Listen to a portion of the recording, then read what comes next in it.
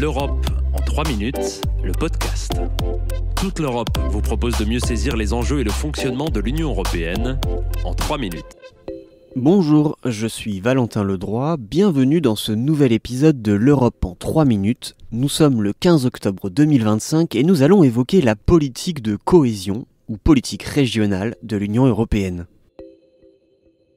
Quel est le point commun entre l'installation de la fibre optique en Bretagne, l'ouverture d'une salle de basket à Blois ou encore le prolongement de la ligne 11 du métro parisien?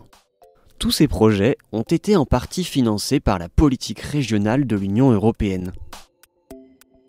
Réduire les écarts de richesse entre ces régions, c'est un objectif de l'Union européenne depuis sa création. Aujourd'hui, cette ambition se concrétise à travers la politique régionale ou politique de cohésion économique, sociale et territoriale. Des programmes et des fonds qui financent des milliers de projets dans tous les États membres, y compris en France où elle agit au quotidien dans nos régions, nos villes et nos villages. Cette politique de cohésion naît dans les années 80. Depuis, sa vocation n'a pas changé, aider les régions les moins développées à rattraper leur retard, tout en soutenant les grands objectifs de l'Union européenne, comme la transition écologique ou numérique.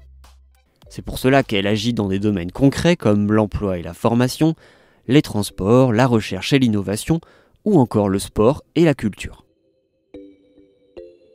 Entre 2021 et 2027, la politique de cohésion dispose d'environ 379 milliards d'euros, soit près d'un tiers du budget de l'Union européenne. Ces financements s'appuient sur 4 fonds principaux, le FEDER, qui soutient la recherche, le numérique, l'énergie ou encore les PME, le FSE+, qui finance l'emploi, la formation et l'inclusion sociale, le fonds de cohésion, réservé aux régions les moins favorisées du continent, et enfin le fonds pour une transition juste qui aide les anciennes régions industrielles dans leur transition énergétique. En parcourant l'Europe, il apparaît clairement que la politique de cohésion continuera à fournir des solutions sur mesure, adaptées aux besoins locaux, garantissant des réponses qui tiennent compte des atouts et des exigences spécifiques de chaque région. Comme l'explique Raffaele Fitto, le commissaire européen chargé de la cohésion, cette politique n'est pas centrée à Bruxelles, mais mise en œuvre à l'échelle locale. En France, ce sont par exemple les conseils régionaux qui gèrent une grande partie de ces fonds et financent les entreprises, les associations ou d'autres collectivités de leur territoire. Les projets retenus reçoivent un coup de pouce européen, souvent complété par des fonds nationaux ou régionaux. En Europe, la politique de cohésion a permis de réduire les écarts de richesse.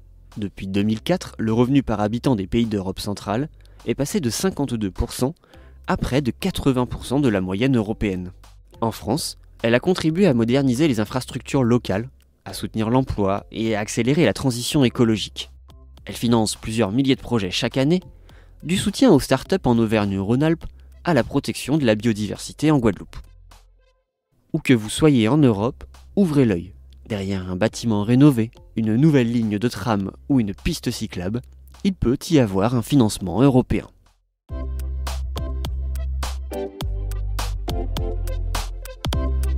Retrouvez l'Europe en 3 minutes, le podcast, sur www.touteleurope.eu et sur votre plateforme d'écoute préférée. L'Europe en 3 minutes, le podcast.